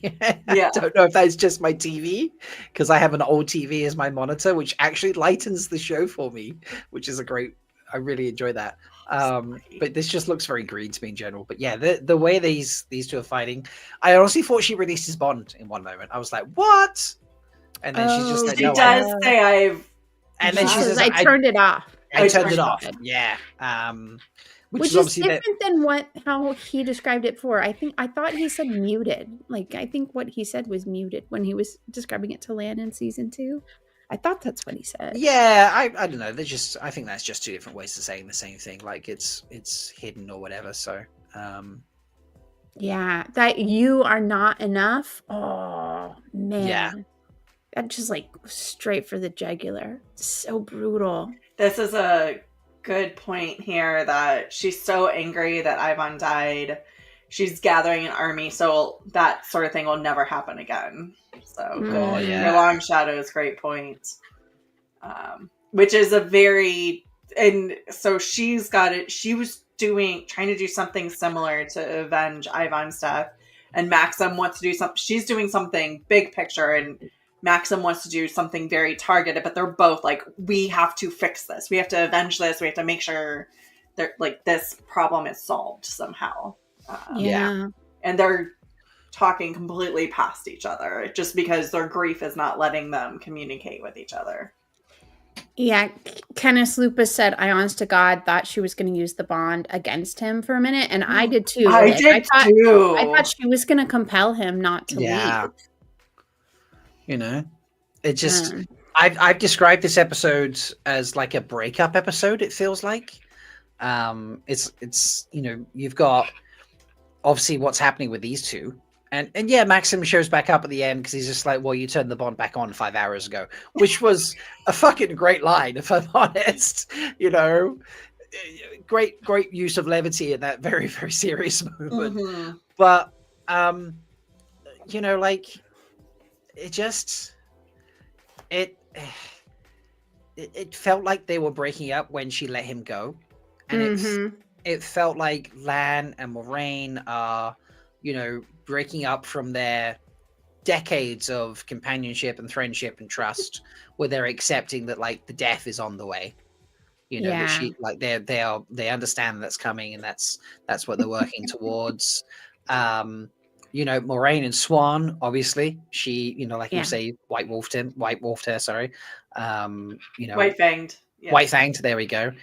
And that was, oh my god, those lines between those two.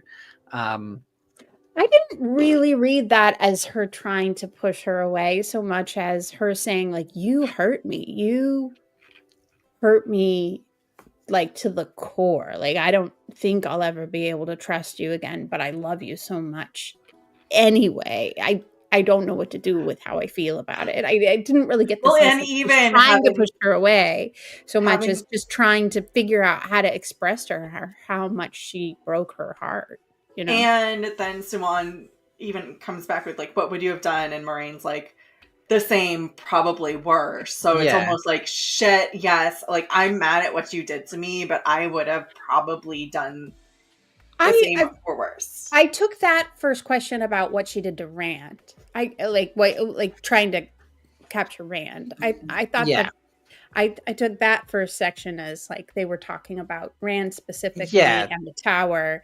I took that. And Swan saying, what would you have done if you had Rand in your custody like that? Like, and you were me. You know? I thought it was. And then later they were talking about the relationship between the two of them. Like, it was. Yeah. I'll have to go back and rewatch it because I thought when Swan made that comment, the innuendo was when Swan uses the oath to attempt to force Moraine. No, I took it as like Mel did, where she was talking about like what she did with Rand. Yeah. Yeah. So.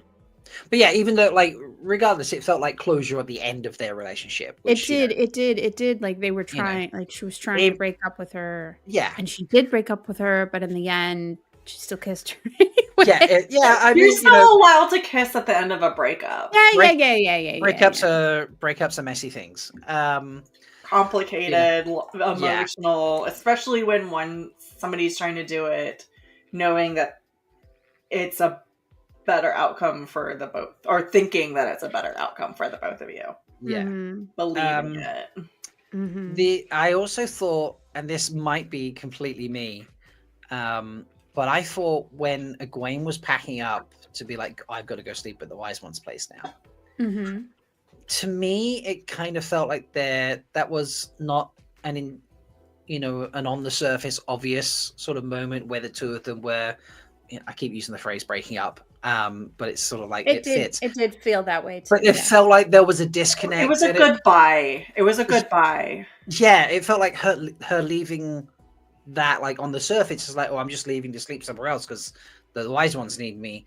But below the surface, it was just like, this is us going. Yeah. And like, even when he leans in to give her a kiss, I still feel like she was kind of like, yeah, okay, fine, we'll kiss. It kind of like felt, there was something about it in it. It was like, yeah.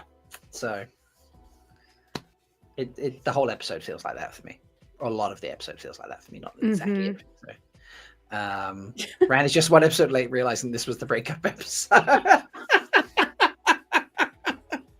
So yeah, just reset all the relationships, except for Perrin and Fael, who I feel like solidify their relationship. So yeah, it's. I mean, it is like Perrin and Fael is moving pretty quickly, but it's not. It doesn't feel awkward. It just feels TV. Yeah. I feel like the two of them have been comfortable enough around each other to flirt from the off. Yeah. So, and she is. And what's going on? Did Dusty Wheel just end or something? People were just like, oh, hopping over from Dusty 2.0. Welcome. So on that, I lost my train of thought. We were talking about Perrin and Fael. And how I felt like it was TV, and they were comfortable with each other. Just to flirt straight from the off. Yeah, I was appreciating how we got multiple moments in this episode to emphasize how long it had been since season 1. One being that Moraine literally said, years ago, I told you about how dreams were dangerous. And then Bode and what's the other one's name?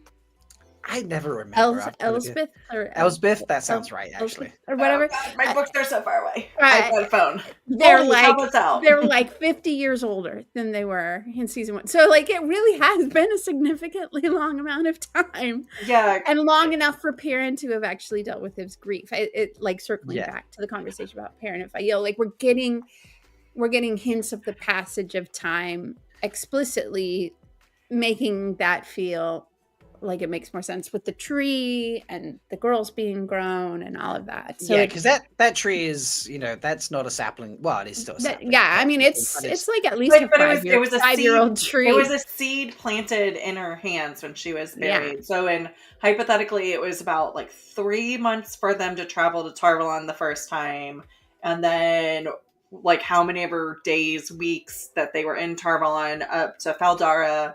From Faldara, from the end of season 1 to the beginning of season 2 was 6 months.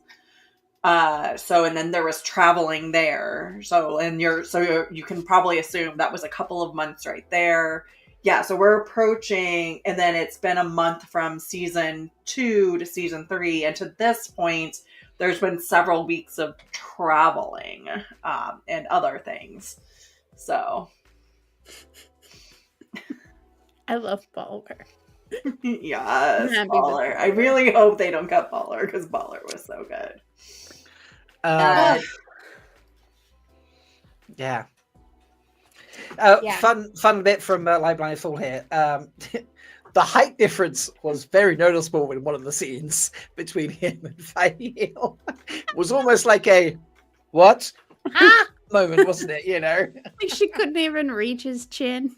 Yeah. Pretty good. It was something. The pocket rocket. The pocket rocket, indeed. Pretty good. Oh man. Okay. fair. Any other things to add to our list, or did we get through Well, should everybody's we stuff? show things to all the people? Should we show our slide to Yeah, the we'll pop the just slide back up. popped in? Yes. So for those of you that have wandered over from the Dusty Wheel, this is what we are doing on Threefold Talk for season 3. We are naming and helping not just us, but we're asking chat to help us put moments in for this. So we have the stabbiest moment, which could be like a physical stab, a verbal stab, a magical stab, moments from the episode.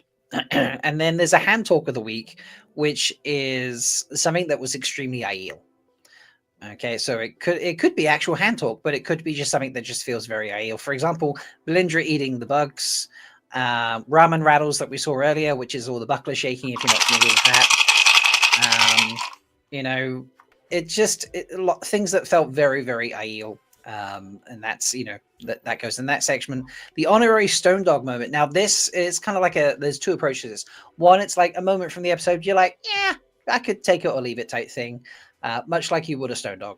Or it could be something you're like, you did something a bit dumb in that moment. And I think you acted a little bit like a stone dog. So, you know, like Matt Hatch not noticing the drawings of Matt hanging in the room. As we discovered earlier, apparently is the thing. Yeah. That was a Foldy comment. So That was a Foldy comment, yeah. For those of you who are new to our show, welcome. You are now in a Foldy. Yes. And the best bonkers banana moment is just something that kind of blew your mind about the episode, or just really you absolutely in love with, and you're like, this needs to be, you know, really got your heart going in whatever way type thing. So in there, for example, you know, the dancing of Rory's, we've got Matt getting positive affirmations from his mother, you know, Usquai, Hopper, all sorts of fun things. Yeah, actually, Matt Hatch not noticing the drawings. So, and apparently he didn't see the snake either. So I'm seeing this in there.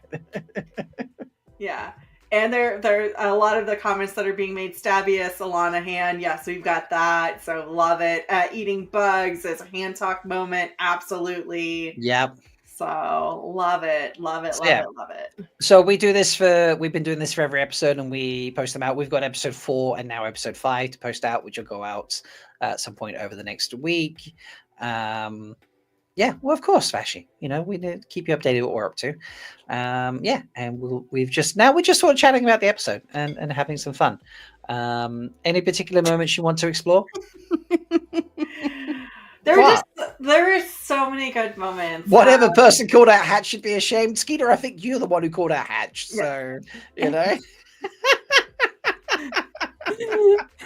It was Skeeter. Skeeter has toe. Skeeter has toe. Or Skeeter G, depending on which way on how you look at it. Hey. Okay. If you were gonna take this episode and like put it in your like favorite episodes of season 3 ranking, where would you guys put it? Tough. That is, I love it that you asked that, but I also hate the question. Because this season has just been so amazing and strong. And so much happened in this episode, but also nothing fucking happened in this episode. I feel like that's an exaggeration. Obviously, things happened. We did move the plot forward. Right. So much. Well, I do feel like this was designed to be a setup episode for what happens in the next 3. So we got a lot of history. We've got a lot of context. I know I've seen people complaining that they kept jumping from character to character to character, and like you didn't really get like a really full sense of any individual storyline. Yeah. So to answer your question, the long way round, this is at the bottom of season 3, but I still but also holding this bar, this is definitely way better than some of the other episodes from season 1 and season 2. Looking at you, season 1, episode 8, go fuck yourself still. So Okay. Love it. How about you, Rob? So for me, like, I think this episode would have been.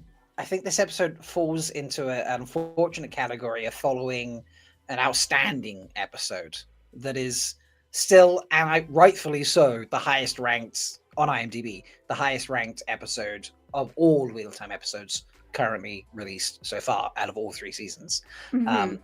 Episode 304 should rightfully be the #1 episode. It was sensational. I'm pretty confident in saying it's the best hour of television I think I've ever seen in the fantasy sci-fi genre type thing. I think this episode falls into that, that sad category of following that high score and being like, then sort of kicked even lower as a result, unfairly. It's a great reset. I think there's so much exploration of grief and just relationships in this episode, and I think it sets up so much for the rest of the season that will come to fruition. I think this is going to be a very underrated episode for a long time, and on rewatches further down the line, especially as we get into later seasons, I think people are going to get here and be like, wow, this is such a pivotal episode for the season. Because episode 4 was amazing and did big things for Rand and the Aiel and Moraine. But episode 5 did so many things for the rest of the season. And so I'm not gonna say it's my best episode this season. Obviously, number 4 takes that. Okay. But I think I'm gonna put it. I think I'm gonna put it like third. I'm gonna put it 3 out of 5. I think. Okay. Yeah. 3 out of 5? Yeah, I'm going to put it 3 out of 5, I think. So. Cool. Yeah. What do you think, Mel? So I can't remember who said this earlier today. Forgive me. I think it was in a Discord server anyway. But someone said that episode 4 they loved because they were seeing something that they'd like dreamed about so long on screen, but like they knew everything that was going to happen in episode 4. Like episode 4 to them was like, it's almost like watching a home video or something after a long time. You're like looking back at something that you thought. So, and I kind of like, I thought it was beautifully executed, don't get me wrong, but one of the things I love the most about the Wheel of Time, the show, is that it surprises me. It gives me like new things to think about. It gives me new things to theorize about. And I was kind of missing that in episode 4 because it was like a straight page lift from the books, and there wasn't a shocking moment that made me gasp, like I think when Bode channeled in episode 5, I audibly like screamed. Yeah. That's so true. So like I love those moments. I love that the show continues to surprise a book addict, and so I think maybe it ranks higher, like all of like on my personal like meter for whatever that's worth. It gets a lot of credit for having things. I will say cohesion was a struggle for this episode. Yeah, but I loved every moment that we saw, and I'm just really I think I have the problem with like it's the most recent episode I saw, so it's my favorite right now. kind of also fair. Yeah. Yeah. No, I get that. That makes a lot of sense. Cohesion, it does. That is probably the thing that lets it down the most is, some of the cohesion. It does, especially after we've spent an episode that had basically 2 viewpoints and spent 2/3 with one, 1/3 with the other, and then teeny tiny bits of other people just pre and post. you know. So, you know, you've gone from a spectacular page to screen episode that you say has been everything we've ever wanted as a book addict, but it's everything we kind of expected as well. Well, it's more than we expected, but Yeah, still, I mean, like it was like executed perfectly. yeah, and I it was love that. executed so well. But And there then was like we're kind of back in the Wheel of Time continues to push the envelope. and yeah, here we are back in the new things, the surprising Yeah. things, the unexpected things, the things they're Yeah. doing because they've changed elements earlier on in earlier episodes. And you know, now we're like this character here, and then that character there, and then here, and then we're here, and then there, and you know, because there are so many other people, you know. So yeah, it does. It is that hard yank. It's like going from in the books, you know, 4, 5, 6 different places, different people here, there, everywhere, and then like, you know, the slog hits, and you're just like same thing over and over and over, you know. And it was that change of style just sort of jolts everybody. Yeah, you mean like You know? how Perrin is just like pining for Aiel for like. I mean, have you seen Aiel? Who wouldn't pine for her? You know, like. Yeah, but like at some point, you and gotta like stop she pining. smells all these things, and he's trying to like, why does she smell so angry? But she's smiling at me. Amazing. Yeah. So, but I think, you know, I feel like, you know, chat, looking at some of the comments there about the episodes, like I feel, you know, there is still appreciation for 5, even though it's not, you know, getting the rave that episode 4 got, because it's not, you know, the page on screen. It's okay. That's okay. Which is absolutely okay. Yeah. So, with the exception of what happened to Natty. Oh gosh. Now, I did say that. I said this earlier, and I'll say it again because I had new people turn up. I did this. I spoke about this on Three Wheeling. Meg and Jen can attest to this. There was something so in your face talking about, like, you know, Perrin's family being mentioned but not appearing in any way on screen, not going off to see them. You know, it's like you've made the effort to mention his family and then made zero effort to put them on screen. Okay, and then big focus on Natty and the girls being taken off, and I was like, I don't know. There was something. You have this whole history from the first 2 seasons of Matt and his sisters. Yeah, there was just something about it all. Like, why go to the effort of mentioning his family and then do nothing about putting them on screen or where they are or any more detail about them? And then you show Natty and the girls being captured, and I was like, I just feel like this is setting us up for Valda getting his hands on them. And I honestly, it's in the podcast recording. I was like, I feel like he's going to get them and they're going to die. And I'm worried. I'm genuinely worried that we're going to lose them. And I was worried it would be all 3. And it turns out, you know, they're not cruel enough to kill children in front of us, but, you know, they did. How do you feel gravity for Perrin? Brave, hold my beer. Yeah, fair. Not yet, true. But it was just like, I was, yeah. And I remember I watched this, and Meg was actually on Dusty Will when I texted this into the group chat. I was like, I hate being right, because in that moment I was talking about that, and unbeknownst to me, they were talking about a different theory I have about Padden Thane, and they thought it was that. That's what I was talking about.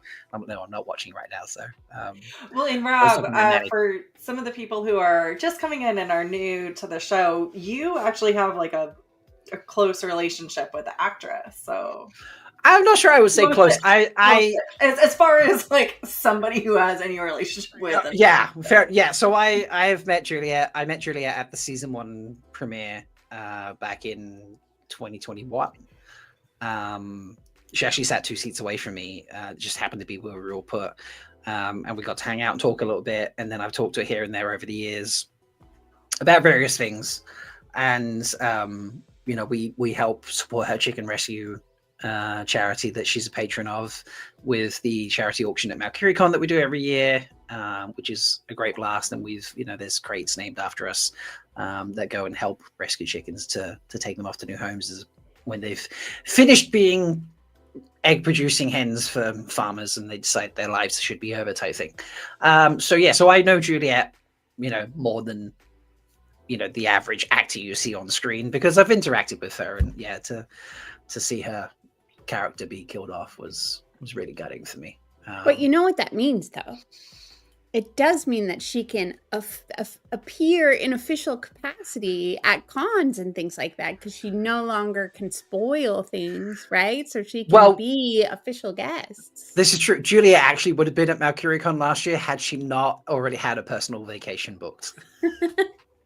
Which was like her first vacation. Send us a video. Which was, she did send us video, but it was like her first vacation booked in over a year, bless her. So we're gonna try and get her out. Like I was like, maybe this year we try and get you out. Exactly. Did she have a reaction for this reveal? Because I know Guy Roberts, when it came out that Uno died, he was like, I've finally been able to talk about it. I did say to her this morning that I did message her, I was like, I'm so gutted type thing. And I'm not going to say everything because I'm hoping that at some point she can come and talk about this publicly.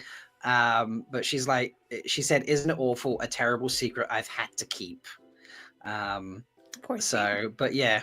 She's the sweetest. Yeah, she did know about it in advance, like before she got the script. She was told about it. But yeah, when she actually got the script that night, she was unable to sleep because she was traumatized by the entire sequence.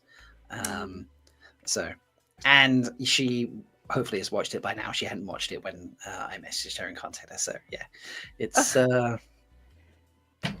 she's been sitting on that for a while, folks, and yeah, she feels really bad. So would you want to watch yourself die? I don't know that I would. I don't know if I would want. No. Like, after you filmed it. I don't know if anyone caught the Rosamund Pike live Q&A that she did earlier this week. I did not.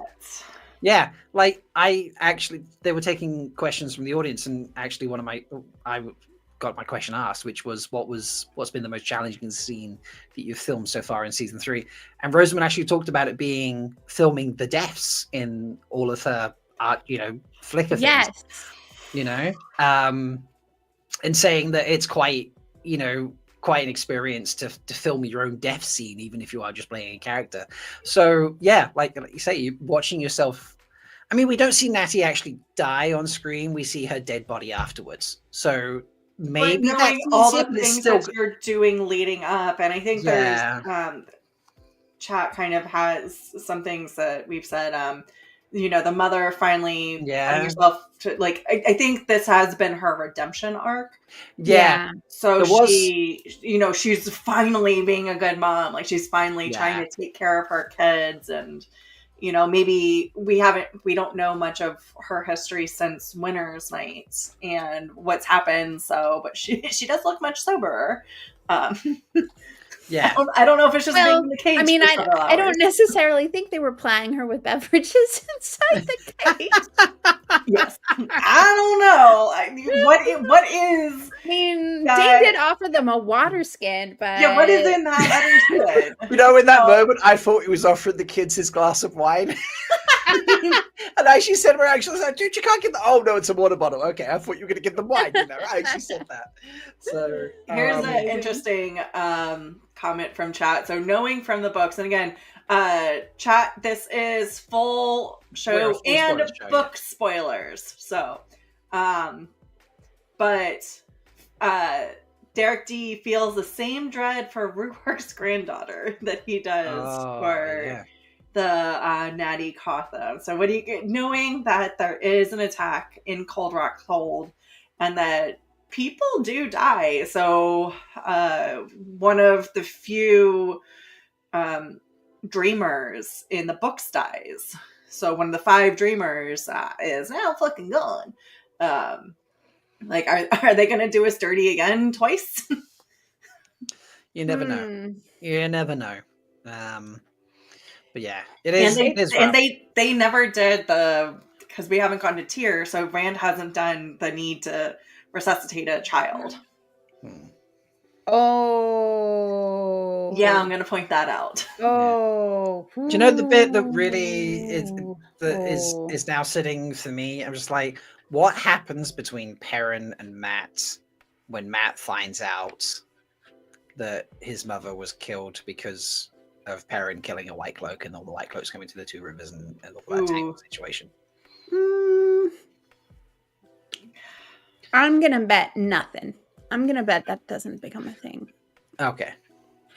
Because just Matt, especially Matt now being a soldier, right, knows that war is unpredictable, that battle is unpredictable, that there are casualties that you cannot predict, and it's nobody's fault, right? And I think with all of those memories in his head, that wouldn't become a thing that he would hold over Perrin. He's got too much experience. Yeah, he's got a lot. I suppose he's got a lot of memory now. That's true. Yeah. So yeah. So and he himself has made so many mistakes. Like, he's not a hypocrite. You know what I mean? Like, he's not gonna he stabbed Rand and then he didn't save Nynaeve. You know, he's dealing with all of that stuff. Like, I don't think he's gonna. That's true. So, all right. Anything else from the episode we'd really like to talk about, or shall we perhaps? Oh, I'm good. Yeah. It's been a good chat. It's been a good episode. Lots of things to watch, talk about. Lots of things happening. Next week, episode 6. What's that one called? I forget now. So fast. Do I have it on the screen? Yes, it is. It's the Shadow in the Night next week, which does make me think we're going to get a Cold Rock's Hold attack. Mm-hmm. Yes. Mm-hmm. Honestly, I'm a little nervous for episode 6 because it's written by Rami Park and Rami wrote 206. And although we don't have anyone who's currently enslaved, she does know how to bring out really evocative scenes in her writing, clearly. Yeah. So I'm concerned she's going to break us again a little bit. So, but yeah. We will we'll get like Leandrin and all that bullshit. So I'm sure that is going to be crazy. And I wonder if this is the tower breaking or like all the leading up to it, and then maybe that's our cliffhanger for the end. Who knows? These next few episodes are just going to be something I can just, I'm already not ready for 7. So anyway. I mean, I know we know what's going to happen in 7, but I love not knowing what's going to happen at all for the rest. Yes. I just think it's great. I love that I don't know. Mm-hmm. I agree. So, folks, if you haven't been here before, please subscribe. Please like the channel. Please come back and see us every Thursday at 9 p.m. Eastern when we bring you all the Aiel wonderfulness and stabbiness and usquiness and meluendos that we can bring you. It's honestly a lot of fun, so please come and join us. I will be back on Saturday for my weekend breakdown stream. I will be hanging out with lots of fun folks, including some show-only watchers. So please be there. Hopefully, Aisha can come back this week, and I should be having Cody, another first show-only watcher, joining us as well, as well as the regular guests. And yeah, I think that's it. So, as we like to say around here, folks, hope you've enjoyed yourselves. And until next time, may you always go and find yourself some love, water, and shade. Bye. Bye.